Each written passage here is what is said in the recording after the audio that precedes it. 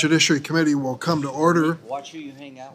There is one bill has been listed on the agenda for the first time and will be held over as 359, the Supreme Court Ethics, Transparency, and Recusal Act of 2023, sponsored by Senators Whitehouse, myself, Feinstein, Klobuchar, Coons, Blumenthal, Hirono, Booker, Padilla, and Welch. I'll have more to say on this bill next week when it's ripe for consideration. I ask the members of the committee to do the same so we can turn to today's busy agenda. First, I have a point of personal privilege. A very important birthday took place over the recess.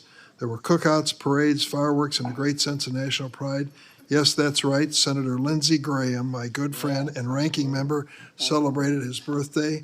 I'm sorry I couldn't get a Chick-fil-A sandwich this early in the morning for you, but I'd like to toast you with a Coke Zero and a cupcake. My staff assures me it complies with the ethics rules. Happy birthday. Thank you.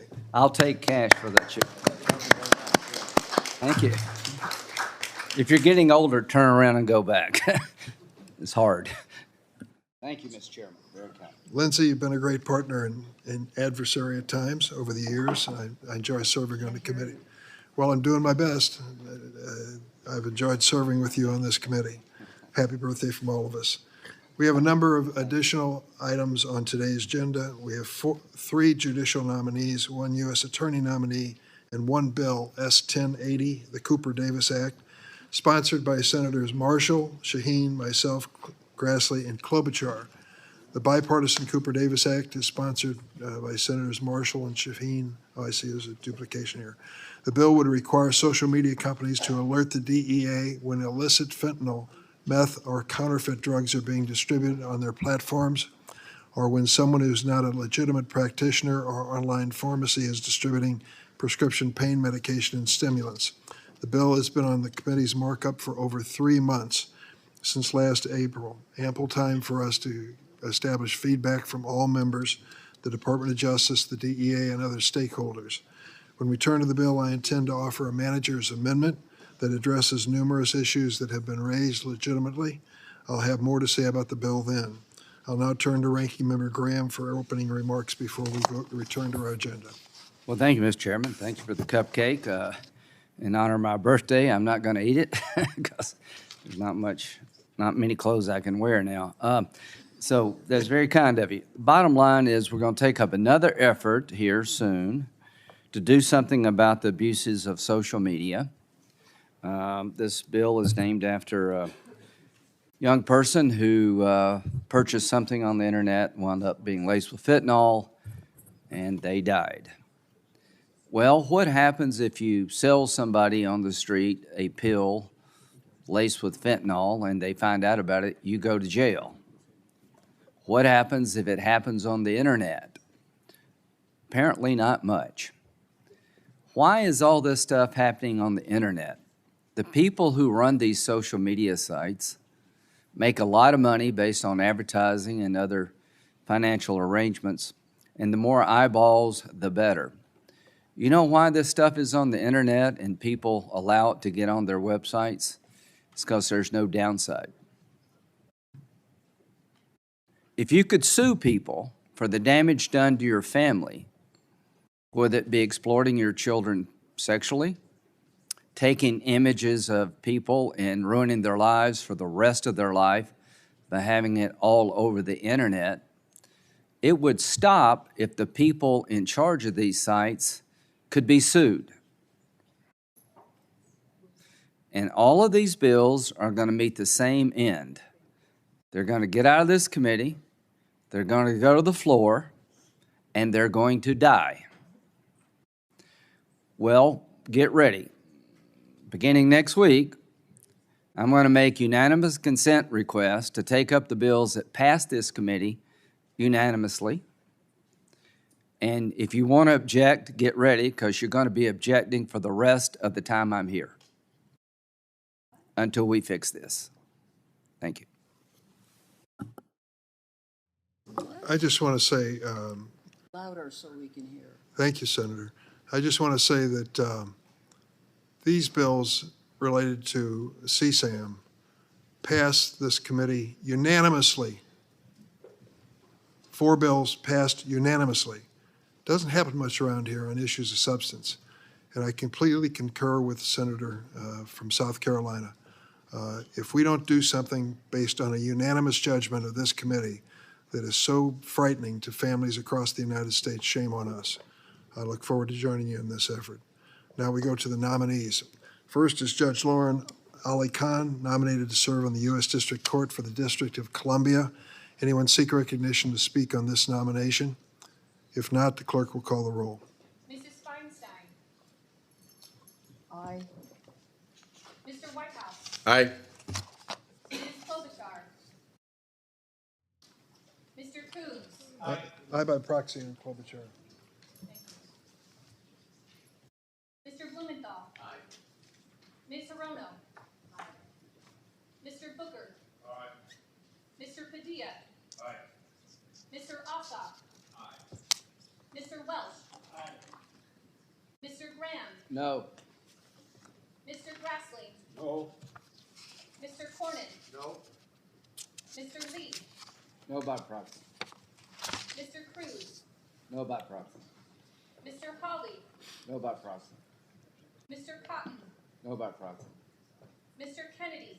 No. Mr. Tillis.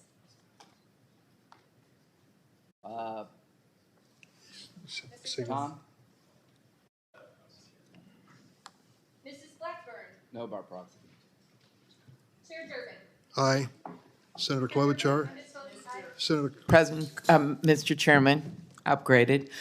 Could I be listed as recorded as a yes? without objection, the clerk will report. Thank you. On this vote, the ayes are 11, the nays are 10. The nomination will be favorably reported to the floor. Next is Susan DeClerk, nominated to the U.S. District Court for the Eastern District of Michigan. Does anyone seek recognition on this nomination? If not, the clerk will call the roll. Mrs. Feinstein. Aye. Mr. Whitehouse. Aye. Ms. Klobuchar. Aye.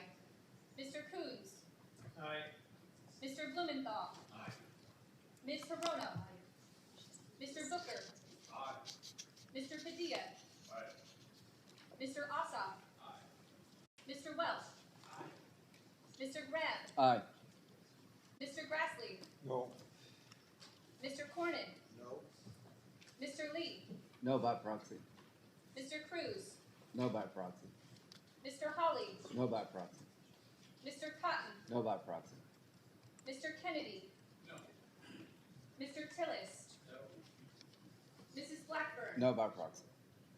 Chair Durbin. Aye. Chair Durbin, on this vote, the ayes are 12, the nays are 9. The nomination will be favorably reported to the Republicans have asked us to hold over the next nomination of Julia Munley to have a question or two answered. So we'll hold them over without objection. Hold that over without objection. Up next is Judge Vernon Oliver, nominated to the U.S. District Court for the District of Connecticut. Anyone seek recognition on this nomination? If not, the clerk will call the roll. Feinstein. Aye. Mr. Whitehouse. Aye. Ms. Klobuchar. Mr. Coons. Aye. Mr. Blumenthal. Aye. Ms. Hirono. Mr. Booker. Mr. Padilla. Aye. Mr. Ossoff. Mr. Welch. Mr. Graham. Aye. Mr. Grassley. No. Mr. Cornyn. No. Mr. Lee. No by proxy. Mr. Cruz. No by proxy. Mr. Hawley. No by proxy. Mr. Cotton.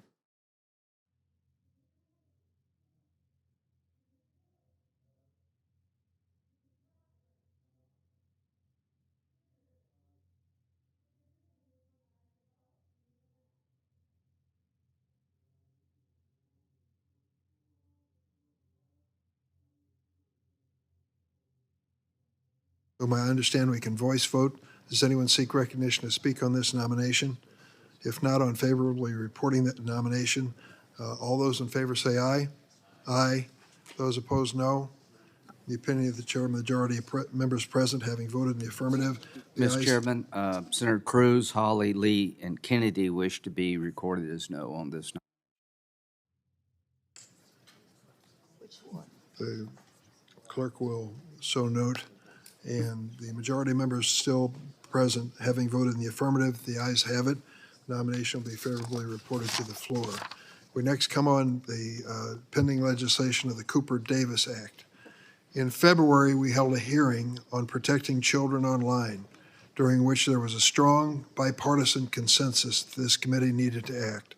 And there is no question that the sale and proliferation of fentanyl-laced pills online is one of the issues that we have responsibility to address. DEA Administrator Ann Milgram described fentanyl as, quote, the single deadliest drug threat our nation has ever encountered. The single deadliest drug threat our nation has ever encountered. Fentanyl often comes in the form of fake pills that are designed to resemble prescription drugs like oxycodone and Adderall. These pills are marketed through social media to vulnerable children and teenagers. Cooper Davis, for whom this bill was named, is a 16-year-old from Kansas who tragically lost his life after taking half of what he thought was a Percocet pill that was purchased through a transaction set up on Snapchat. That pill was laced with a lethal dose of fentanyl. A friend of mine in Chicago had a daughter who graduated from college. She went to a party with friends, 22 years old. She smoked a joint. It was laced with fentanyl, and she dropped dead on the spot. That is the reality of this drug. This is not some casual issue. It is a life or death issue. In a briefing that I held for members, DEA Administrator Milgram told us about the key role that social media plays in facilitating these sales and the failure of the companies to address the threat or to cooperate with DEA in addressing it. We need to do something in this committee to address the issue. The Cooper-Davis Act is a start. And as I mentioned, it has been before this committee for 3 months. We have brought it up before. We have discussed changes, and changes have been made to accommodate worthwhile considerations by members. Under a manager's amendment that I'll offer, social media companies and other online providers would be required to submit a report to the DEA when they have actual knowledge, let me underline that phrase, actual knowledge of facts or circumstances establishing that a crime is being or has already been committed involving fentanyl, methamphetamine, or counterfeit substance. Those are the 3 entities that are affected by this. Online providers would also have to submit a report when they are aware that actual or purported prescription pain medication like Percocet or a prescription stimulant like Adderall is being offered online by any individual that is not a legitimate practitioner or online pharmacy. Going back to the point made by Senator Graham, these social media platforms understand there is no legal application for the sale of many of these substances, and yet they continue with impunity. This reporting mechanism is modeled after requirements already in place for these companies to report child sexual abuse material. We were unanimous when it came to child sexual abuse material of the responsibility of the social media platforms. We should be taking the same approach when it comes to these deadly chemicals and narcotics.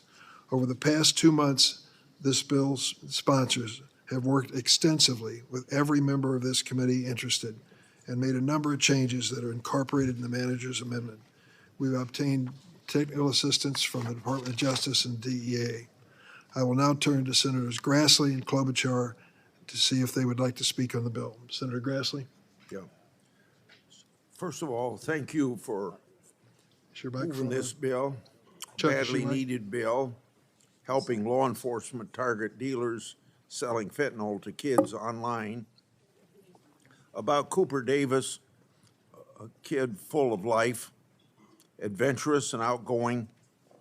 Everyone wanted to be around Cooper. Cooper should have gotten a chance to grow old. His parents should have gotten a chance to see him as well. But Cooper only lived 16 years because of a lace pill that he and his friends bought from a dealer they connected with Snapchat. On Sunday in August, Cooper's parents watched their son get wheeled away from his friend's house with a machine violently pumping his chest. They told him how much they loved him as they watched him pass away. Libby and Randy Davis didn't want to become advocates. They'd much rather have had their son back. They share Cooper's story because they need something good to happen. These parents want to save lives. That's what Cooper Davis bill does.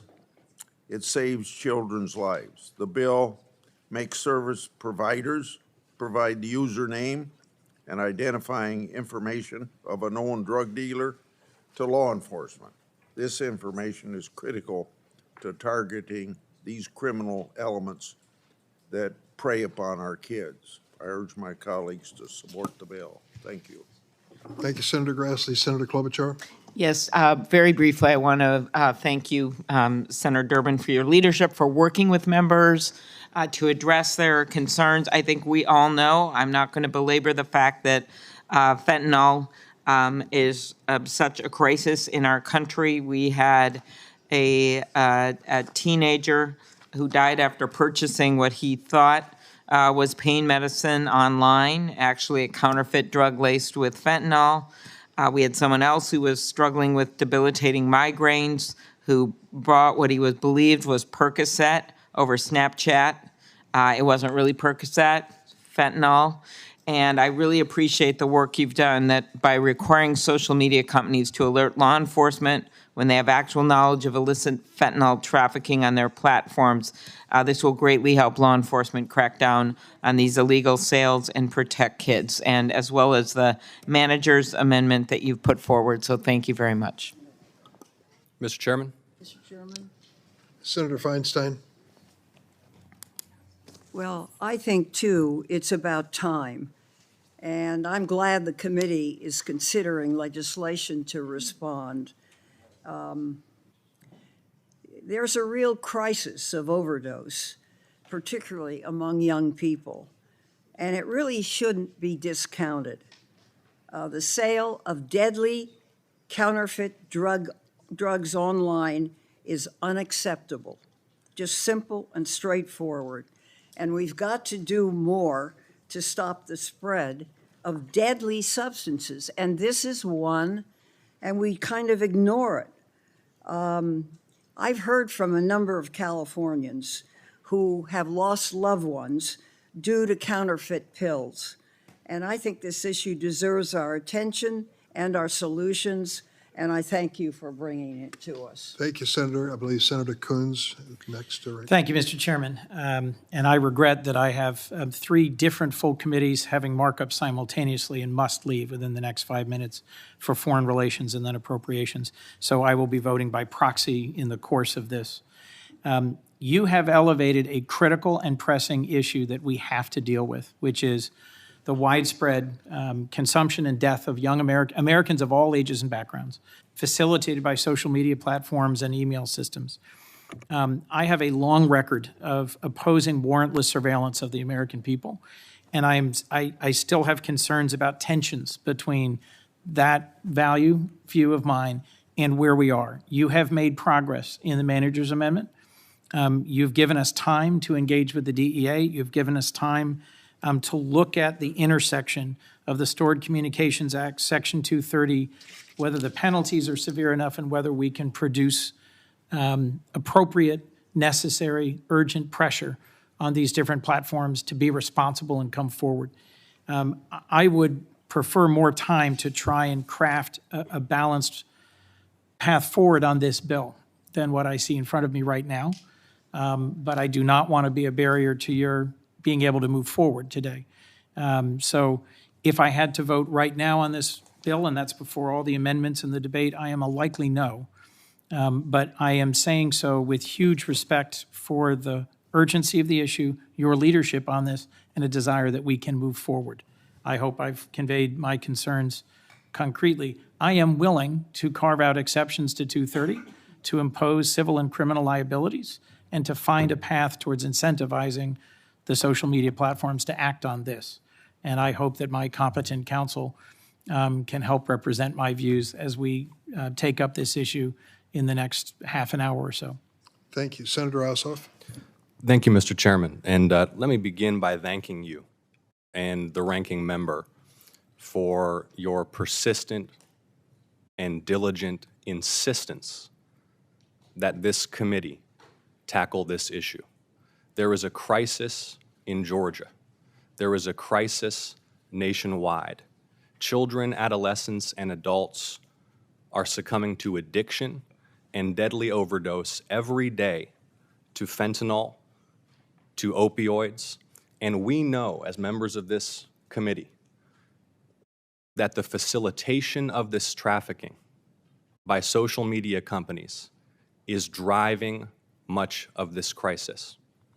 In my view, Mr. Chairman, given the severity of this crisis, the text that we have before us is far too weak. It lacks teeth. It does not hold social media companies accountable for facilitating drug trafficking. I am going to offer an amendment later in this discussion that would do exactly what Ranking Member Graham has argued we must do, and that is to once and for all end the unjustified shield of total immunity that Section 230 provides to these platforms where they facilitate the trafficking of opioids. My amendment would also create a criminal remedy with $10 million per offense penalties and a civil remedy with $5 million per offense remedies to empower the Department of Justice to take it to any provider of these services, these social media companies, who are facilitating the trafficking of fentanyl, opioids, synthetic opioids, methamphetamine, or cocaine. And unless, Mr. Chairman, we are holding these companies accountable for their facilitation of drug trafficking, they are not going to change their conduct. And that is not what the manager's amendment as presently drafted, which I know has been drafted in good faith and is a constructive contribution to our effort to address this crisis, achieves. The manager's amendment makes changes to the Stored Communications Act, legislation that protects the privacy of user data who are using email services or messaging services, legislation which requires a warrant for the government to secure the content of user communications. What this manager's amendment does is it says to the tech companies, if you suspect one of your users of committing a crime, you can nominate them for federal criminal investigation. You can turn over the entirety of their location metadata history to federal law enforcement, and you can turn over the entire contents relevant to the suspected criminal activity to federal law enforcement. I don't believe, based upon what I've heard on this committee for the last 2 years, the pervasive mistrust of social media giants, concerns we've heard consistently from conservative colleagues about potential political bias, lack of confidence in their judgment and transparency, that what we want to do is say to them, you decide who is criminally investigated by the federal government. You, the tech companies, put people on federal criminal watch lists. You, the tech companies, make decisions that typically require FBI special agents, U.S. attorneys, and judges to secure the content of the communications of Americans based upon the suspicion of engagement in a crime. That is not going to change the conduct of the tech companies. What's going to change the conduct of the tech companies is if they face the prospect of criminal penalties and civil penalties for facilitating the trafficking of drugs. A $190,000 fine in the underlying bill here, I don't think Meta is shaking in its boots at the prospect of a $190,000 fine, particularly where the only thing it's attached to is whether they are reporting Americans to federal law enforcement for investigation. I think that we may need to make revisions to the Stored Communications Act to ensure that there can be reporting where necessary. I don't think we've sufficiently debated it. I don't think we've heard enough about it. But you know what we have debated extensively in this committee for the last 2 years? It's Section 230. We have debated for hours. We have established a bipartisan consensus that the total shield for these companies for liability for their reckless actions is directly contributing to the deaths, suffering, and addiction of Americans. I'll be offering an amendment that lets us pierce that shield and hold these companies accountable. Thank you, Mr. Chairman. Mr. Chairman. Senator Blumenthal. Thanks, Mr. I'm sorry, Chairman. Senator Padilla was first. Sorry. And then Senator Blumenthal. Thank you, Mr. Chairman. I want to begin, as Senator Coons did, by also agreeing with your goal of addressing the opioid crisis that has claimed far too many lives. It's a crisis that demands urgent and decisive action. But after careful review of the language of the bill before us, I should agree with much of the assessment that Senator Ossoff just articulated. And I agree that it raises important concerns about privacy as well as efficacy. Now, the bill, as I read it, requires tech companies to refer their users directly to the DEA for investigation if they have knowledge of certain prescribed drug transactions happening on their platforms. I think it's important to acknowledge that federal law already imposes a reporting obligation on these companies as it pertains to CSAM. You referenced that in your opening remarks, Mr. Chair. But I understand this requirement, the CSAM reporting, is what inspired the structure of the bill before us. However, the nature of CSAM, I believe, is fundamentally different than the nature of drug crimes, which is what undermines the efficacy of the type of mandated reporting that this bill proposes. When it comes to CSAM, colleagues, when it comes to CSAM, the very online presence of it constitutes a completed crime. When it comes to discussions of controlled and counterfeit substances, context is pretty important. Drawing the line between someone seriously expressing a desire to acquire meth or another counterfeit or a counterfeit substance versus innocent conduct, such as research or ingest, puts platforms in the difficult position of having to be subjective as to when they're required to report users. Do we really want to effectively deputize untrained tech companies led by people like Elon Musk to serve as law enforcement?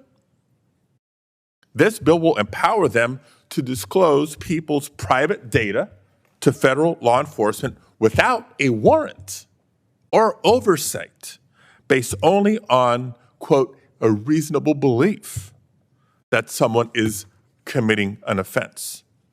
Now, under this bill, companies will face significant liability if they fail to report users, meaning these providers are likely to err on the side of over-reporting and over-referring users to the DEA. And I know balance is difficult, but important.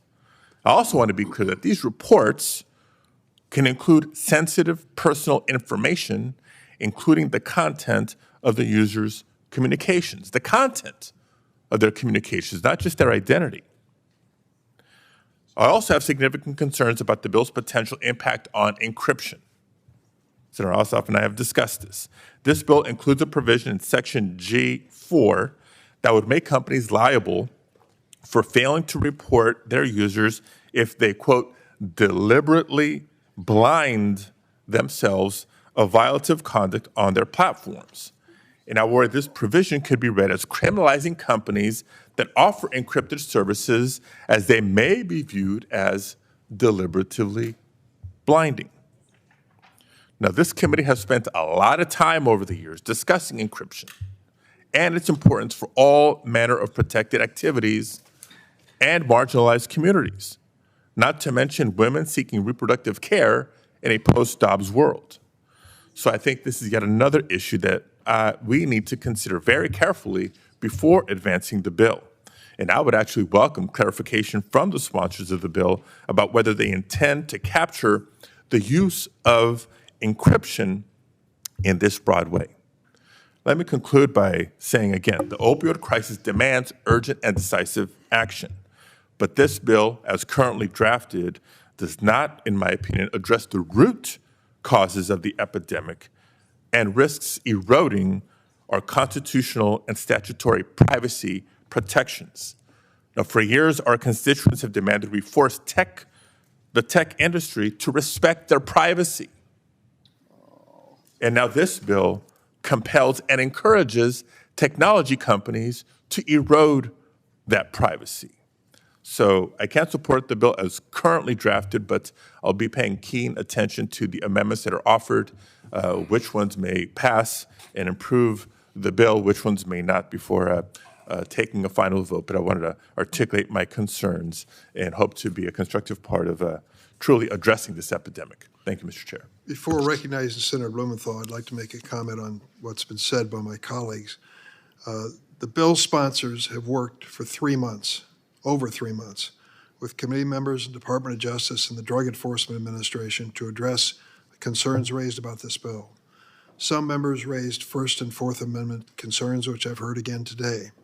The manager's amendment addresses these concerns directly, as can be seen in provisions that incorporate the exclusionary rule, focus the bill on evidence establishing the commission of a crime, and explicitly state that the contents of a wire or electronic communication are not required to be included in a report, among other things. I might call the attention, when I have yet to offer the substitute amendment, but I call the attention of members to this amendment. I think they've seen it here. It requires that a provider shall, as soon as reasonably possible, after obtaining actual knowledge of facts or circumstances described in paragraph 2. What are those facts or circumstances? Establishing that a crime is being or has already been committed involving creating, manufacturing, distributing, dispensing, or possession with intent to manufacture, distribute, or dispense fentanyl, methamphetamine, and counterfeit substances. The notion that that would include innocent comments or innocent conduct, I think, is not appropriate when you read the actual language of the bill. Any question of research or joking about drugs is certainly excluded from the express definitions of the facts and circumstances here. I would say to my members, we voted unanimously on CSAM. We decided that the provisions in CSAM were consistent with the public good of ridding ourselves of this deadly preoccupation with children involved in sexual activity. The same thing is true when it comes to fentanyl. This is a deadly narcotic, the worst and most dangerous our nation has seen, according to the DEA. The fact that we would use parallel situations to address it does not strike me as radical.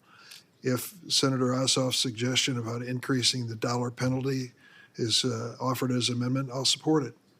I have no objection to that. If there is a suggestion of putting in civil liability where any individual can sue under this Cooper-Davis Act, I'll support that as well. I want to toughen this to the point where it has a practical impact. But we're not only dealing with an insidious narcotic, we're dealing with a mega, I better be careful the terms I use here, with entities in the social media world that are giants, and they are not responding to the nation's need at this point as far as I'm concerned. Senator Blumenthal. Thanks, Mr. Chairman. I appreciate the very hard and diligent work that you and our staff have done on this measure and the sincerity of your dedication to this cause. And I appreciate that we have bipartisan support for trying to address the opioid crisis. I particularly am grateful for your comments about the Earn It Act, which addresses CSAM, child sexual abuse material, and the approach adopted in that measure, which was to cut back on the near absolute immunity from legal responsibility that Section 230 gives to the social media companies. I will support Senator Ossoff's bill enthusiastically. I've worked with him because I think it is another step in holding social media accountable and eliminating the near unique immunity that they have from responsibility to the victims, We talk a lot about the victims and their families, and Senator Grassley very eloquently described the grief and hurt that the Cooper Davis family still feels. Give them the power to go to court. Give them their day in court. Give them rights and remedies. If you care about these victims, let them hold these social media companies responsible. That is going to be ultimately the most effective deterrent, and it always is in our system of justice when we can impose those penalties by the people who are really harmed. Now, at the same time, we should adopt other remedies, such as are contained in this legislation, and involve criminal and civil penalties enforced by the United States of America, our government, against social media companies when they break the law, and effectively take action against fentanyl. But I believe that ultimately the approach that we have exemplified in the Earn It Act, in other legislation, Senator Graham and I have worked hard to eliminate this broad immunity, and eventually, I think its day is done. You know, when I started trying to eliminate Section 230, my guess is 15 years ago, virtually nobody in this room knew what it was. Nobody knew what it was. But as State Attorney General, I discovered nobody can sue these companies. We need to give the victims and others rights and remedies to enforce the law, because ultimately that's our system of justice. And I thank Senator Ossoff for working with me and others on his amendment. I might just add for the record, his is a strike and replace amendment. It is not additive in terms of an individual's right to sue. It basically starts over, and you have to read it in the context of not enhancing the recovery opportunity, but changing it dramatically.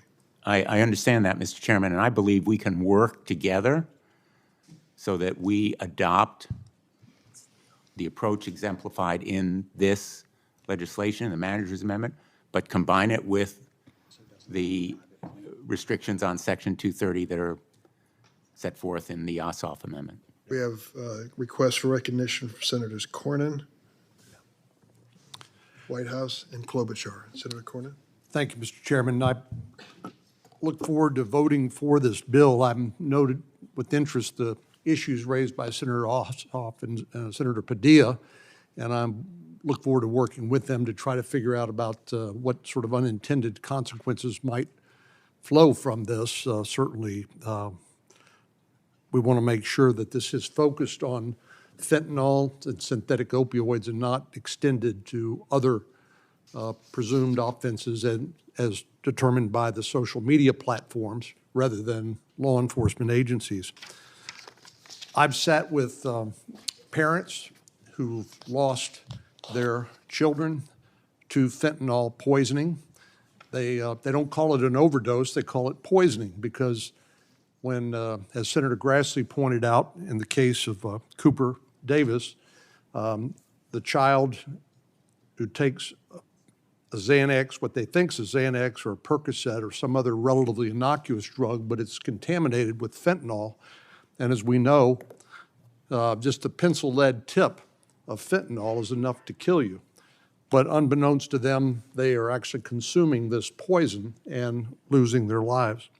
And so I've sat with many of those parents who are distraught in their grief at the loss of their child and wondering what can be done to prevent this from happening in the future. So while I do support the bill, I would note that this legislation does nothing to eliminate the source of the fentanyl. So this is like dealing with the cow once it's gotten out of the barn. It's already in the United States. It's already being sold by criminal gangs and others, distributed over the internet and through social media. But let me just point out that since this last year alone, 108,000 Americans died of drug overdoses. 71,000 of those were from fentanyl poisoning, 71,000. This bill would do nothing to reduce that number. It would just provide, as the senator from Connecticut said, rights and remedies. It does nothing to prevent this fentanyl from being smuggled into the United States. Just during the time that President Biden's been president of the United States, we've had 1.5 million gotaways. Those are migrants coming across the border who are evading detection and detention by Border Patrol, even though they're identified by cameras and other sensors. I dare say that those 1.5 million individuals are up to no good. And presumably some of that, who knows how much of that, involves smuggling drugs like fentanyl into the United States. And as we've discussed both with Secretary Mayorkas and with the Attorney General and others, at least the Attorney General has acknowledged the business model of the cartels that have smuggled close to 5.5 million migrants into the United States just during the term of the Biden administration. But in the process, overwhelming the ability of Border Patrol to stop these drugs from coming into the United States because they've been diverted to taking care of the unaccompanied children and other migrants and processing their paperwork. And so on a typical visit to the Border Patrol sector chief will tell me that as many as 40% of their Border Patrol agents are not on the border. They're processing paperwork. So as the Attorney General acknowledged, yes, this is part of the business model of the cartels. Flood the border with people, divert law enforcement, and then smuggle the drugs into the United States. This bill does nothing about the source of those drugs. And then, of course, as we talked about last week or perhaps the week before, and I do appreciate, Mr. Chairman, your willingness to have an additional hearing on the missing children that have been placed with sponsors by the Biden administration, as many as 300,000 of them, where the Biden administration simply doesn't know where they are and apparently doesn't feel like it's their responsibility to account for them or to make sure that they're being properly cared for or protected. We know that according to the New York Times, 85,000 wellness calls 30 days after children were placed with a sponsor were unanswered, 85,000 of them just during the Biden administration. And then there's no follow-up because Health and Human Services and the Office of Refugee Relocation that's responsible for identifying the sponsor and then sending the child to live with that sponsor, they consider their job done. They think they've discharged their responsibilities. Meanwhile, we don't know whether the child's going to school. We don't know whether the child's being abused or neglected. We don't know whether the child's being, their health care is being provided for. We just don't know. So my concern is that this is as meritorious as I think this particular bill is, it's really only a brick in the wall. It does nothing about the source. And it's a familiar ritual here in Washington, D.C., an all too familiar ritual where we act like we're doing something about a matter of public concern, but we're not doing anything about the underlying source. So I look forward to supporting this particular bill, but I don't think any of us should pretend like we've gotten the job done. And I don't think any of us should feel comfortable about going home and saying we solved this problem. We know where the fentanyl is coming from. Precursors coming from China to Mexico and then being mixed by the cartels. Industrial capacity pill presses press out these pills to look like something they're not, which is a pharmaceutical drug. when in fact it's contaminated with fentanyl. So I don't know how any of us can feel good about our job or what we've done as long as we're doing nothing to deal with the source of these drugs coming across the border. Thank you, Senator Cornyn. I have on the list Senator Whitehouse, Klobuchar, and Feinstein. Senator Whitehouse.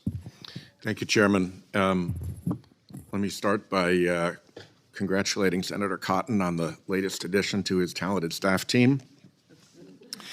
And I would say on this measure that I think the Senate has work to do on this bill. I particularly think we have a lot of work in this committee to do on Section 230 reform, and I look forward to working with the chair and ranking member on robust 230 reform. I think that the manager's amendment that we will adopt today has made very significant improvements in the bill. And I think that the effort of the chairman on this bill has been extraordinarily diligent between the hearings that we've had, the briefings that we've had, the markup notices that we've had, the rounds of technical assistance that we've had from the relevant executive agencies. And yet, here we are, as we've heard so far in this committee, with still no consensus, indeed so little consensus that one of the amendments is a complete removal and replacement of the entire text of the bill. So I've come to the conclusion that the most productive path forward for this legislation is on the floor, where Senator Shaheen, who is the prime sponsor of the bill but is not on this committee, her good offices and the offices of other senators who care about this can be brought to bear to see if we can pull together a bill that can meet the key standard here, which is, can we pass this on the floor of the United States Senate? So my intention is to vote to move this bill forward and then continue in that process on the Senate floor, where I think we have the best chance to come to a resolution that will achieve the consensus required here. And I'll conclude by complimenting the chairman on what I know has been a long and frustrating effort to bring the committee together. I can't think of another bill that has taken more time, more work, more input. But I think at this stage, the best step is to move it from the committee and move forward. Thank you, Senator. Senator Klobuchar. Thank you, and I would join in with Senator Whitehouse in commending the chair, ranking member, Senator Grassley, and of course, Senator Shaheen and Marshall and others involved in this. I can think of other bills, Senator Whitehouse, and they almost all involve the social media platforms that have taken this much work, including work that Senator Grassley and I have done, Senator Kennedy and I have done. And they have the biggest lobbying force in Washington. They spend the most money on bills. When I was listening to Senator Cornyn as a former prosecutor, I agree with him. This is just part of the puzzle. There are so many ways that we have to go after fentanyl, including the ingredients that are coming in from China and how we do this. But, and I know he understands this, one of the ways that they distribute this is by, in the words of our chief drug enforcer with the DEA, is that they harness the platforms. The cartels out of Mexico, the manufacturers out of China are harnessing these platforms, and this is how they distribute it. And my problem with the platforms here is that they are the biggest companies the world has ever known. And they're making huge billions of dollars of profits. And they can't take that money to hire the people to do the work. Okay, fine, to make sure this stuff isn't being sold on their platforms. Then you have to use the legal system in America to make sure that happens. And that's what we've done many, many times throughout history, Democrats and Republicans, that is the way we go at this. And the fact that these billion-dollar companies, and Lindsey Graham has been pushing this, to his credit, for a long time, have this special immunity that we don't give to other industries is literally insane at this point. And we are now seeing the effects of that, because there is simply no way to stop this from happening unless they are required to do it. And the way we require them, since we are unable to do it legislatively because of their lobbying and the money they're throwing around, then at least we can allow the courts to handle this. And as we have seen through American history, that is how you see change, when companies really feel it. Because what we've done, which is zero, hasn't made them feel anything. And so great innovations, yes, but if left unfettered, this is the result.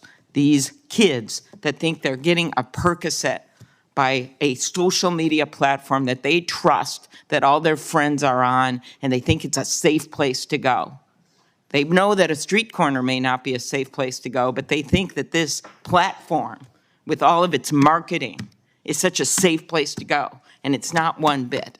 And so that's why we have to pass this bill, and I appreciate the work, and I appreciate the long and tedious work of trying to negotiate, because I've had this experience myself with our colleagues who then at the very end come up with some change with no notice. And that's just not how the way you get big bills done, so I appreciate it, Mr. Chairman. Thank you. Senator Feinstein?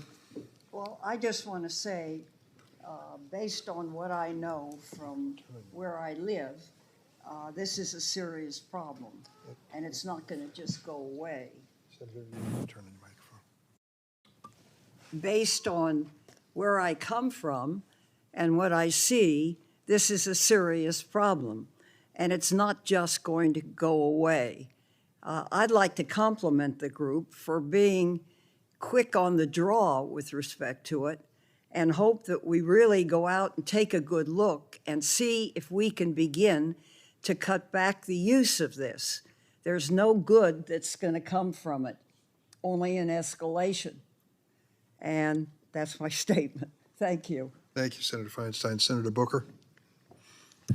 Mr. Chairman, I want to thank you, and I want to thank everyone here. Clearly, as everyone has stated, regardless of where we stand on the bill, there's been extraordinary work done. I want to note that there's so much bipartisanship in this committee around the awfulness of the heinous realities existing all across America of people dying at extraordinary rates, being poisoned. I think Senator Cornyn's differentiation is right. These aren't overdoses. These are people being outright poisoned. It's being laced into everything, including marijuana, which is legal in many states.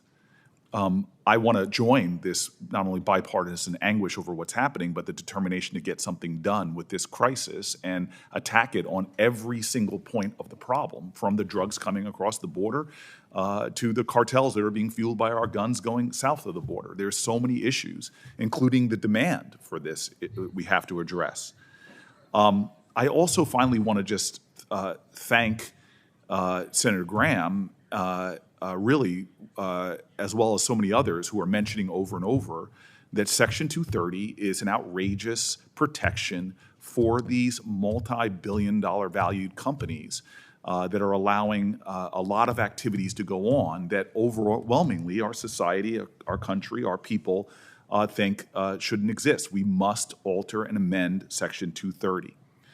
What I want to drill down on, though, is this balance that Senator Coons talked to about trying to strike the balance between addressing the crimes that are going on and balancing that with reasonable First Amendment and Fourth Amendment protections. It's been said a lot here that CSAM was something we did unanimously. I think that Senator Padilla put it very pointedly. CSAM is different than these kind of drug crimes we're trying to prevent. The very online presence of sexual abuse materials constitutes a completed crime. This isn't the case with communications that may be evidence of a drug sale. The chairman said very clearly that in the manager's amendment, it is making clear, and it's trying to find that balance by saying specifically that that mandatory reporting is only when it has been established that a crime might have already been committed. Well, we already are saying that these companies are too powerful. We are already saying that these internet companies have too much control. We are now surrendering to them extraordinary power that, in fact, we put a check on the government itself having. We don't want the United States government to have unfettered power. We want checks and balances in criminal law. We don't want warrantless wiretapping. We don't want the authorities to have an ability to use their investigatory power, as we've seen with people who hold conservative beliefs have said over and over, as people like Martin Luther King unjustly being investigated by the FBI. And that's the problem here. This bill gives way too much power to already powerful internet companies. We talked about the mandatory reporting. Well, these internet companies can now decide, well, this looks like the establishment of a crime, and so we're going to turn over many things. Well, what if they turn over marijuana crimes? It is clear that this bill allows the DEA, when they receive information from drug companies, to share that information with other law enforcement agencies without restrictions. I don't know if folks want the DEA to be sharing information about Second Amendment rights with a state that might be more activist when it comes to enforcing laws against drug crimes. The empowering of these platforms to make decisions about criminal activity, the empowering of these platforms to investigate people who are communicating online and to try to make that decision of this establishing a crime or not is going to sweep up a tremendous amount of information that's going to be turned over to government. And the restrictions on that government in this current legislation, what they can do with that information, is truly troubling to me. So I do not believe this bill strikes the balance. I believe this empowers internet companies to further abuse their power. They already scrape information and use it in ways that this committee has spoken on both sides of the aisle, has spoken as problematic. This is empowering them to scrape more information, investigate more of our data, and decide without standards that the government has about what they're turning over, and then the government receiving this information can share that with other law enforcement agencies without restriction. This is just one way in which this bill, I believe, is out of balance, and one of the reasons why I will not support it. I like to offer the manager's amendment, ELL 23484, and move for its adoption. Those in favor say aye. Aye. Those opposed, no. Majority of the members present having voted in the affirmative, the ayes have it. The amendment's adopted. Does any senator seek recognition to offer an amendment? Mr. Chair, Senator Tillis? just briefly, not an amendment. One, as a matter of housekeeping, I would like to be seek unanimous consent to be recorded as voting aye on Byrne Oliver, District Judge for Connecticut. Without objection. Also like to welcome young Mr. Cotton to the committee. He's a nice addition. I supported the manager's amendment. I have spoken with Senator Ossoff on his amendment. I'm a lean no, but I've told him I want to hear the debate on his amendment. I think there are several good things in there. I'm interested in seeing what the bill sponsors, whether or not there's some room to move after we move it out of the committee. And I also just want to echo what Senator Cornyn said. The Mexican ambassador to Mexico, the Mexican ambassador to the U.S. is here today. This is a positive step in the right direction. But until we get serious about ending the cartel air forces who are dropping fentanyl in areas that we simply don't have Border Patrol to interdict, and until we hold China accountable and the Mexican government for aiding and abetting the poisoning of 80,000 people in this country a year, including a high schooler in my local high school this week, it's a baby step towards solving a bigger problem. Does anyone seek to offer an amendment? Mr. Chairman? Senator Graham? I just want to, Senator Blackburn would like to be recorded as no on the McGrath voice vote. Without objection. Anyone offer an amendment? Senator Mr. Chairman, Ossoff. I call up my amendment, Ossoff 489.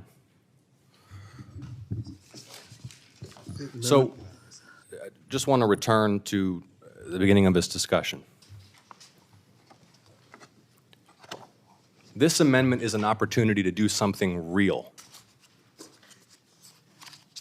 This amendment is an opportunity to do something real that will hold social media companies criminally and civilly accountable for facilitating drug trafficking online. This amendment would allow the Attorney General to bring criminal charges against social media companies for the facilitation of drug trafficking on their platforms. This amendment would create an exception to Section 230 to allow a civil claim against these companies for recklessly facilitating drug trafficking on their platforms, with $10 million per offense and $5 million per offense penalties that are vastly more likely to change the conduct of these companies than anything in the underlying legislation. The underlying legislation is complicated. We should fully debate the Stored Communications Act. I really question whether or not we have developed in the last 2 months sufficient expertise as a committee to answer the following question.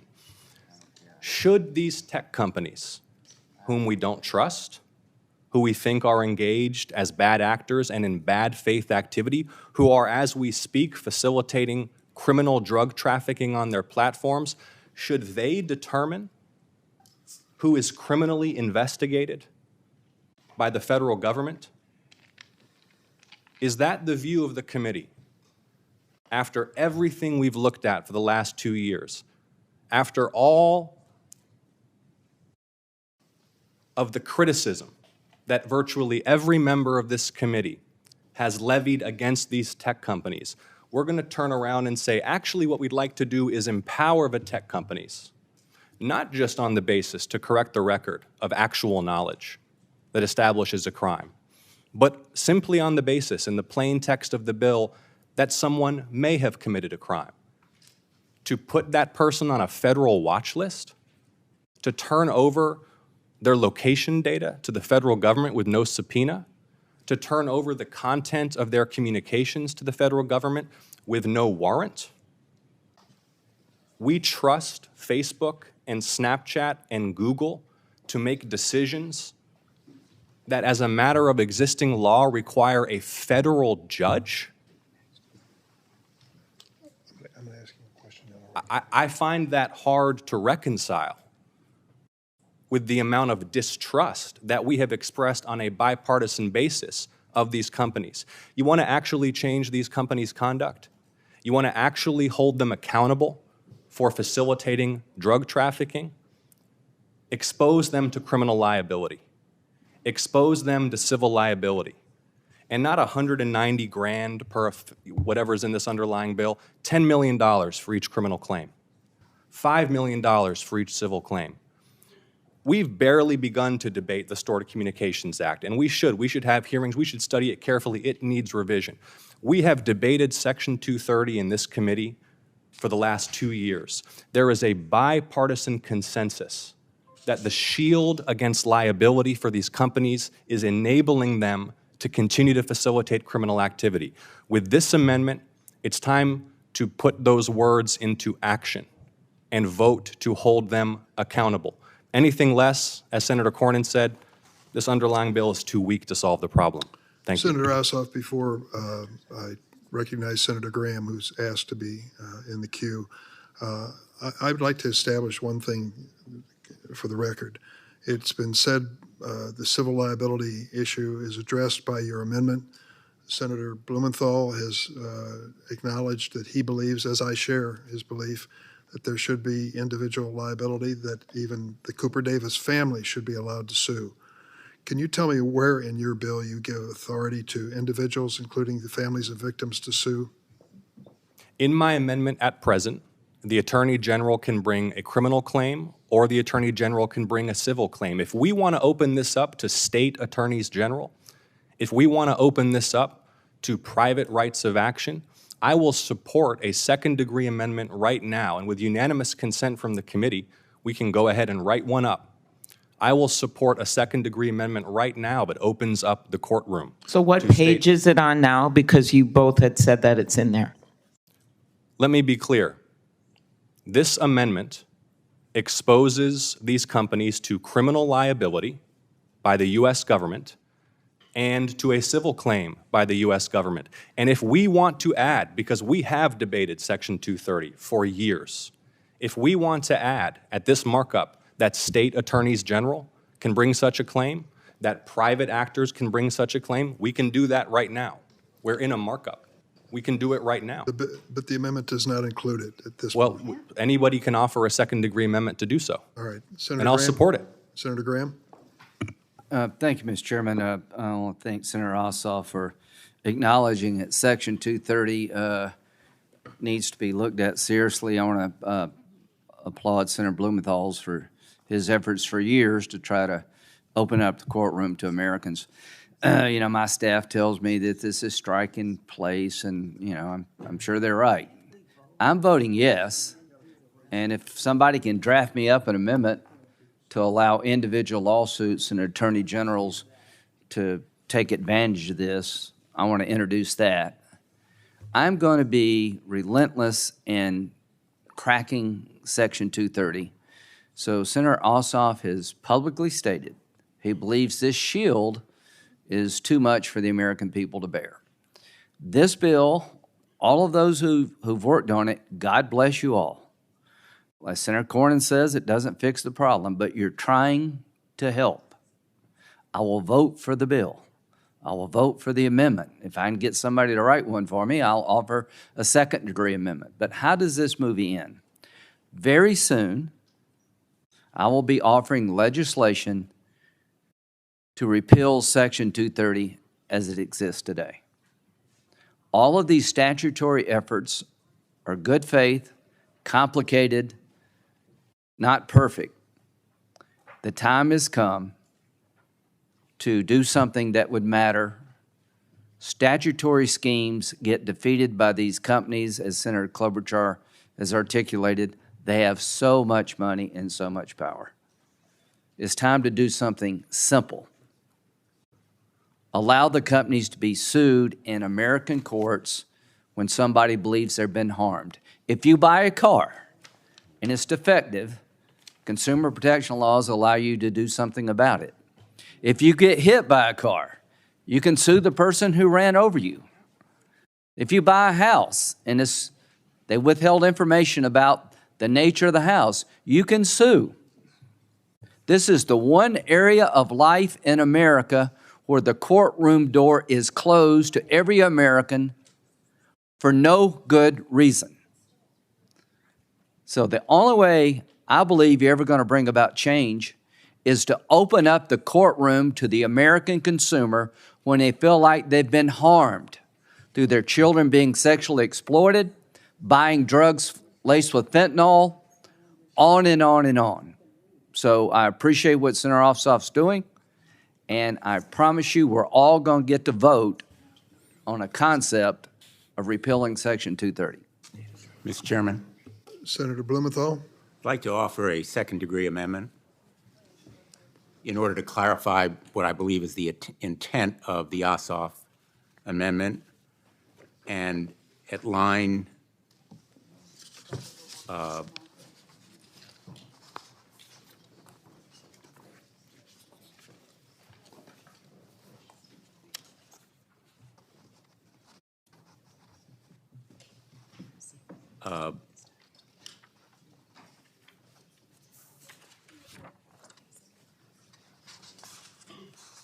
line 23, I believe, under the section Federal Civil Liability, I'd like to offer this second amendment where attorney generals and private people can sue. where it currently reads, shall be construed to impair or limit any claim in a civil action brought against a provider. Add the following words. Any claim in a civil action, quote, civil action brought, quote, by any individual or state attorney general, end quote, against a provider of, and then go on from there. Say, if you wouldn't mind repeating it, because I'm not sure everyone's following what you're saying. I'm looking at Section 2, Federal Civil Liability, I'm sorry, what line are you amending? line 23. Line 23, at what point? shall be construed to impair or limit any claim in a civil action brought, and I would add the words, by any individual or state attorney general, end quote, against a provider of, and then it goes on from there. That doesn't do it. All that does is to say nothing shall Mr. prohibit Chairman? it. Just,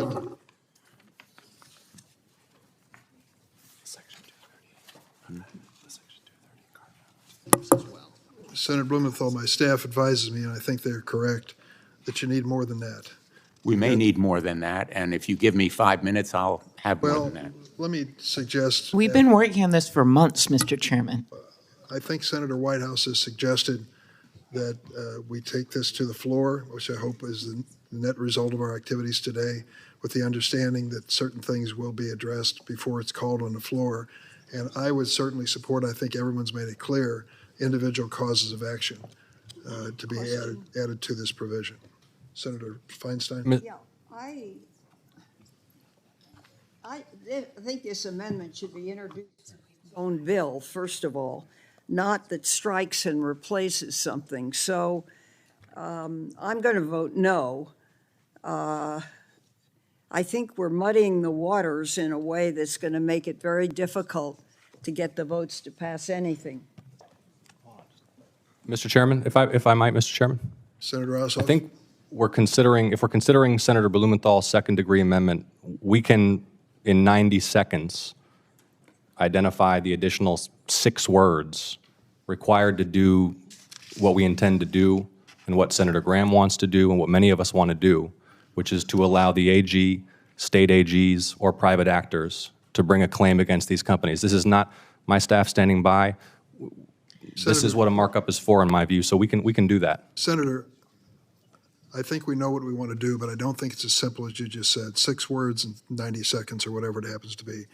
Look at your page 3 of your amendment and look at the civil action section, which limits the authority to recover to attorneys general of the United States. I think we ought to be careful and keep in mind, as Senator Feinstein just noted, you are striking and replacing the entire manager's amendment. So what we are creating today with your amendment is all that this committee will be generating. There are certain other provisions which ought to be considered too. Senator Booker raises a question about whether going after people dealing with cannabis. Well, there's an express exclusion of anything beyond fentanyl, methamphetamines, and these counterfeit drugs. Mr. Chairman, if that point on page 3, E1, is simply changed to say the Attorney General, comma, state attorneys general, comma, or any individual, and if that change is mirrored in the 230 carve-out at the end of the bill, it's double-check with counsel. That accomplishes the objective that Senator Graham has, and we can vote on the Blumenthal second degree. Mr. Chairman, we were just told that this was in the original amendment, and it wasn't. My guess is to get where he wants to go, there's going to be numerous changes. I just say this as someone that's worked on this for a long time. I think everyone has signaled a willingness to do further work on Section 230 and to strengthen this bill by doing that. I'd love to do that. But to do this right now, when clearly there's been errors down the road with this amendment, I would like to vote on the amendment and get this over with so we can actually advance a bill to the floor and continue working with the chief authors of this bill. I think Instead of having an amendment that's been fraught with errors and misrepresented to this committee. So at this point, Senator Blumenthal has asked for to offer a second degree amendment, as I understand. That's correct. But we don't have it written, and we're still debating what sections would be affected by it. Mr. Chairman, I have an alternative suggestion, and I know we're sort of in a little bit uncharted waters here. But if we could take a week and work on it, we have taken 3 months. I understand all the arguments that have been made for moving forward, but I would respectfully suggest that we take 7 more days and try to see if we can reach a consensus. Senator, we have an idea for an agenda next week, and it will take all the time that will be given for that purpose on another subject which you know well. After 3 months, I think the best suggestion so far is Senator Whitehouse, and that is to hold this on the floor until we resolve several of these issues with additional language and discussion. And I just want to say for the record, I have supported this bill. I will vote for it with the understanding that we're going to work to combine the Ossoff approach with this one. I support Senator Ossoff's amendment.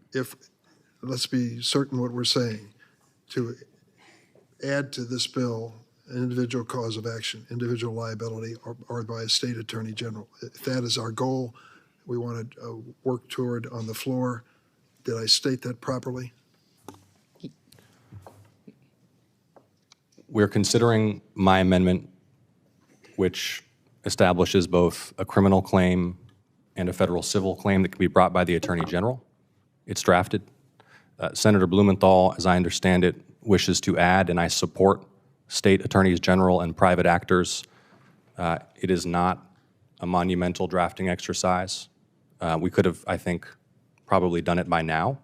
If he wishes to withdraw his amendment, then I guess we can consider mine, but I would urge a yes vote because, again, until we are able to hold these companies accountable, we are not going to achieve the objective Senator, that we have. Senator, Yes, Mr. Chairman. You start with the premise of striking and replacing, zero. You're eliminating the pending bill before this committee.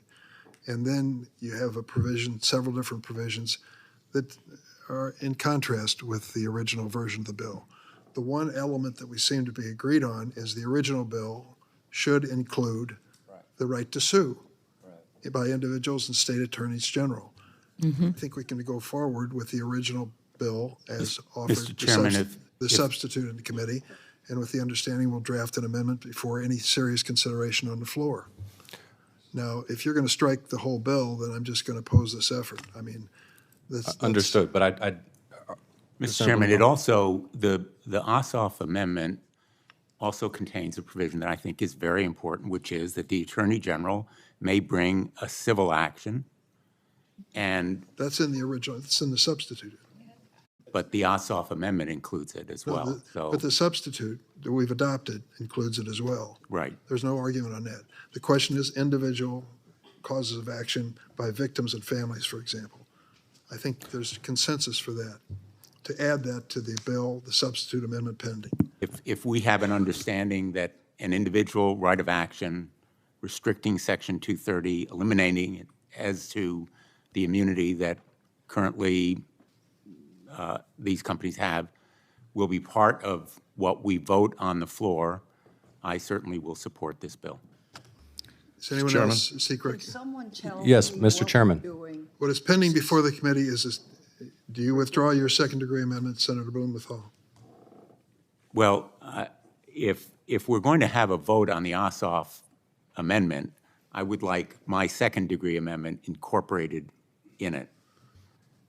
And I support the second-degree amendment, Mr. Chairman.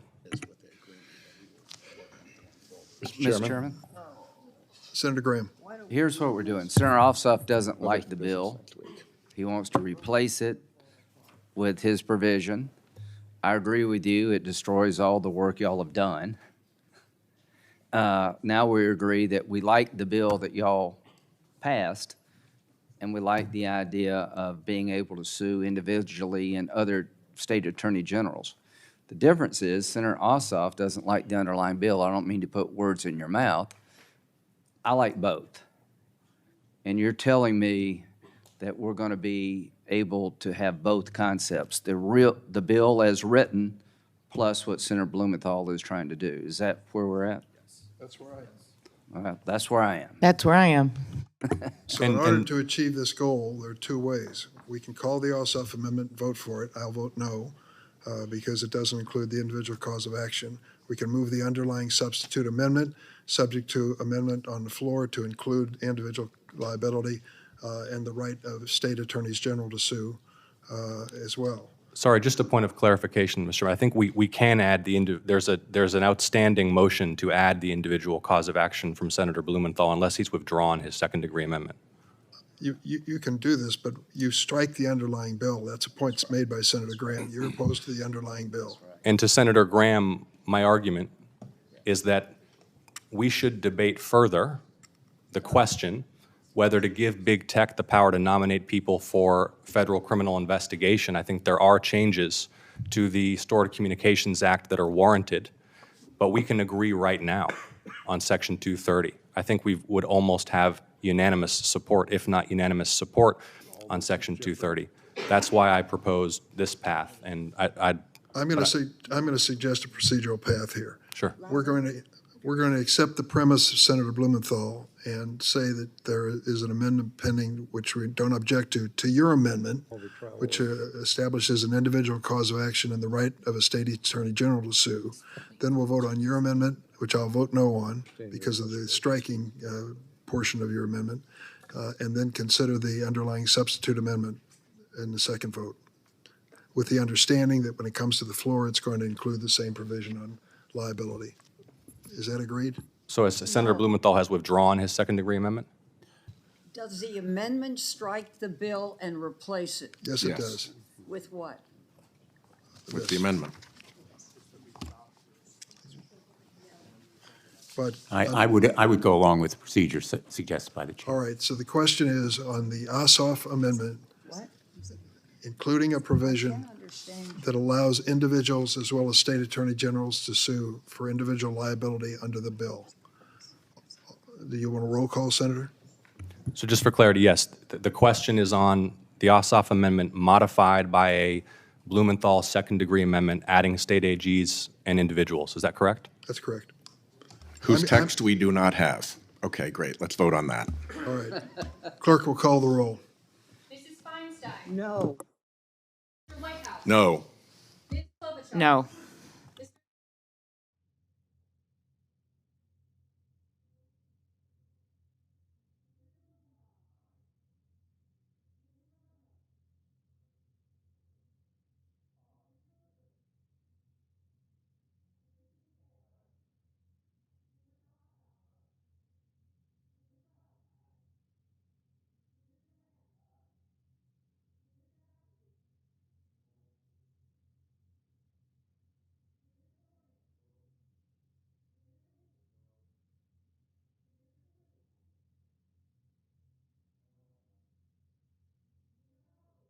Here we go. Say no. Mr. Cotton. No.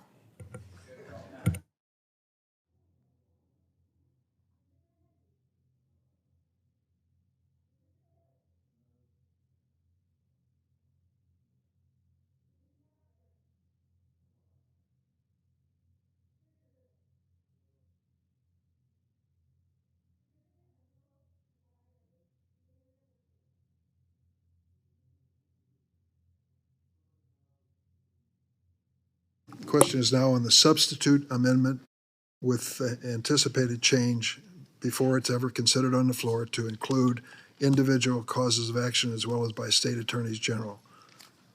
The clerk will call the roll. I'm sitting next to you and I can't hear you.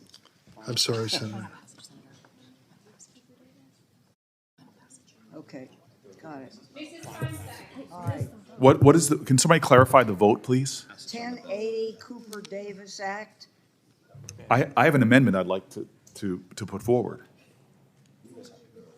Let's vote on this one first. No, this is the substitute.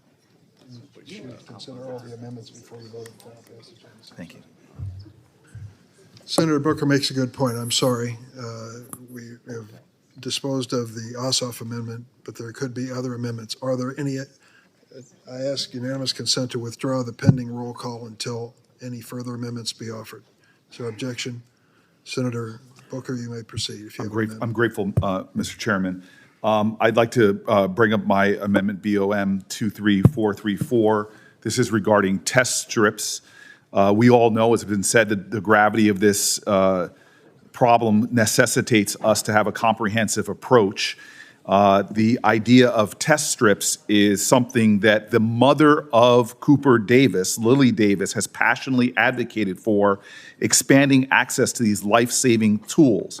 In her published article in March 23, she eloquently wrote, "Think about the phone calls parents and families receive telling them the news their loved one died of an overdose.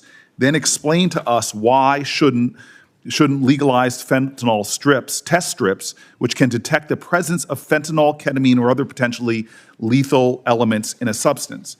She's advocating for something that we see in states from North Carolina to Ohio, in Republican represented states, Democratic represented states, that test strips work. In fact, in 2021, we know 92% of drug overdoses in America were accidental. This is why I thought Senator Cornyn's statement about poisoning is correct. It underscores a reality that arises when people's drugs are laced with these synthetic opioids. This is heartbreaking, what we've seen. People think they're taking one thing, and it's not. Test strips are a simple, cost-effective, and evidence-based approach to address this crisis in our country. These strips allow individuals to identify the presence of fentanyl, xylazine, and other harmful substances immediately. Studies have shown that test strips are effective not only in detecting the drugs, but encouraging individuals to reduce their drug use and discard drugs altogether. These studies have demonstrated a clear correlation between the use of test strips and the decreased risk of overdose. It's because test strips work that the CDC and SAMHSA have authorized the use of federal grants to procure fentanyl test strips. We've seen this successful, as I said, from Ohio to Florida, people changing their laws to allow test strips to be existed. So with that, I'd like to offer this amendment, and I'm hoping, knowing the bipartisan national supports from governors in both parties, states that are passing these laws, I'm hoping we can get support, unanimous support for this amendment. Mr. Chairman? Who's seeking recognition? Senator Whitehouse. Just a question. What if the crime involved is the theft of test strips? What is the crime involved? What if the crime involved is the theft of test strips? Somebody hits a pharmacy, steals $10,000 worth of test strips, and heads out. That's different, sir. Can you prosecute that? Can you use those test strips as evidence of that crime? Yes, sir. How is that clear in this amendment? It says that states shall not consider the obtaining, possession, distribution, or use to constitute evidence of a crime. Yeah, that's obtaining, not the theft, not the larceny or the robbery that you're indicating. The underlying crime is the theft itself, not the evidence that the thing that was stolen was the fentanyl strip. I'm staring at a experienced prosecutor. I've done this, and I just that doesn't really follow for me. Well, this is my point about why I think it's important that we do further work on this, clear this bill out of the committee, and start to work through these details so that things like this are clear by the time we vote on them. Could I ask a question on this? Before recognizing Senator Cotton, I think I'm going to recognize him first, but I want to say to Senator Booker, there's an ongoing national debate as to whether test strips or drug paraphernalia are a protection for the public from deadly fentanyl. My state is going through it right now, and I'm loath to preempt their activity when they are in good faith trying to address this, and I would have to oppose your amendment. Again, I trouble getting into a debate on the law with experienced prosecutor, Mr. Whitehouse. My team here is going, of experienced lawyers, is saying that the issue he's bringing up is not germane to this, that it's made clear and it's been vetted on that issue. On your issue, again, this is something that has been settled in many cases. I can't speak to Illinois, but in many states, this is now something that's being supported by Republican governors, Democratic governors. Governor Abbott of Texas has spoken out, and I could read his quote. We've seen it from Texas to San Francisco, from North Carolina to Florida, governors speaking out about this. So it may be controversial right now in Illinois. I'm still hoping that we as a body can do something as obvious as this.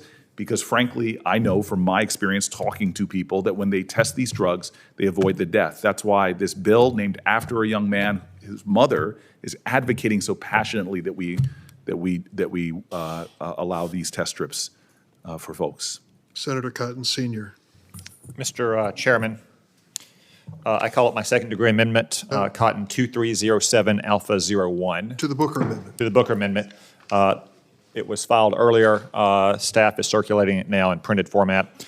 Senator Booker's amendment makes fentanyl test strips legally available throughout the United States. I think that could have a lot of merit and could reduce the number of drug users who overdose on fentanyl because they don't realize their drug was laced with it. I do have one kind of common sense concern. I wouldn't want to send the signal to drug users that simply because a drug doesn't have fentanyl in it means it's safe. We still have thousands of cocaine overdoses every year. But in addition to Senator Whitehouse's well-put point about evidence of theft of test strips, I have another concern as well, is that sometimes test strips in sufficient quantities could be probative of a crime. If someone had a handful of test strips, maybe they're using them for themselves or a person's close to them who are drug users. If they have thousands of test strips, I think it's reasonable to infer that they may be drug dealers who are trying to keep their users from dying. Now, I can accept that fact, though, with a potential compromise or trade-off here, which is what my amendment does on a related issue. If we're ensuring that fentanyl test strips are legally available everywhere, we should also ensure that fentanyl analogs aren't legally available anywhere. So my amendment would simply make permanent the DEA's class scheduling of all fentanyl-related substances, which was originally established in 2018 and which we, as a Congress, have repeatedly extended. These fentanyl class-wide controls work. The government reports a more than 95% decline in new fentanyl analogs coming onto the black market since the 2018 scheduling went into effect. There are still far too many fentanyl deaths today, but there would probably be many more if this scheduling were not in effect. So to be clear, my second-degree amendment would not disturb Senator Booker's amendment. It would, however, add a provision that maintains existing law on new fentanyl-related substances. If my second-degree amendment is adopted, I could also support Senator Booker's amendment. So to make it clear, you're not striking the Booker Amendment, you're amending it? Correct. If we're going to say that test strips, even in quantities large enough to be probative of drug dealing, can't be used as evidence, I think a reasonable compromise or trade is that we also permanently establish fentanyl analog scheduling. Mr. Chairman, may I respond? The Booker may respond. Yeah, right now, fentanyl analogs are scheduled. They're not permanently scheduled, but they've been scheduled for the last numbers of years. This bill, in essence, would permanently schedule fentanyl analogs. There are a lot of issues with that. I do not think it's germane to this amendment, and it's a serious step for our committee that we should be considering and debating at another time. Anyone else wish to speak to the Cotton Amendment? Senator Welch. I agree with what Senator Booker just said. The question of scheduling is a very important question, and there is an ongoing debate about whether that helps or hurts. You know, the whole large challenge that we have is harm reduction, and harm reduction includes going after the tech companies and imposing liability. This conversation about going to the heart of the problem is, I think, really important, and it looks like we're developing a consensus that we want a big part of this legislation to be able to enable people to sue, to enable attorney generals to sue, and to start holding the platforms accountable. The test strips are in the mode of harm reduction. I mean, Libby Davis is eloquent in her statement about why every American deserves to have the option to test the substance that they are about to consume to find out if it could contain a poison that may kill them. We're not going to be able to come up with legislation that persuades an individual who is using a substance, and it can be anything from alcohol to drugs, in that moment to making that decision. But Libby Davis, no one could be more eloquent about wanting, in this case, her son to have had the opportunity to find out what it was that he was going to take. Now, she wished he wouldn't take anything, but she sure wanted to join him in wanting to be able to be safe and not subject to the death that comes with an overdose of fentanyl. So the Booker Amendment here to enable test strips to be available is, I think, very important for us to include, and I support the amendment. I yield back. Pending before the Judiciary Committee is the Cotton Amendment to the book. Pick up your, thank you. Pending before the Judiciary Amendment is the Cotton Amendment relative to scheduling fentanyl analogs in Schedule 1 of the Controlled Substances Act, is an amendment to the Booker Amendment, which would make test strips legal, cannot be prosecuted for possession and ownership, and that is a pending amendment to the underlying substitute. So if I think I've stated that correctly, is there anyone else wishing to speak? Mr. Chairman. Senator Graham? So, building on what Senator Welch said, what Senator Cotton's doing makes a lot of sense to me. Prevention, treatment, deterrence. How do you prevent fentanyl from getting here? You go after China and Mexico with a fervor we haven't had yet. You educate children there is no such thing as a safe drug anymore. Treatment, the strips probably make some sense. The deterrent part of it is very important. And what Senator Cotton's trying to do, I think, is to make sure that the treatment aspect of this is reinforced by deterrence. His idea of making this permanent just is so common sense. Given what the country's facing, how could this even be a debate? So I will vote for Senator Booker's amendment if Senator Cotton's amendment is adopted, because it's a chance for the committee to do two things. We want to prevent harm, as Senator Welch said, but we also want to make it more costly for people to be involved in these endeavors to begin with as a form of deterrence. So the question is on the adoption of the Cotton second degree amendment to the Booker amendment to the substitute. The clerk will call the roll. Mrs. Feinstein? No. Mr. Whitehouse? Nope. Ms. Klobuchar? No. Mr. Coons? No by proxy. Mr. Blumenthal? Aye. Ms. Hirono? No by proxy. Mr. Booker? No. Mr. Padilla? Mr. Ossoff? Mr. Welch? Mr. Graham? Aye. Mr. Grassley? Aye.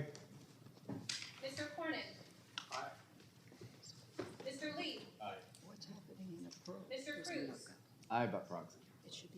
Mr. Hawley? Aye by proxy. Mr. Cotton?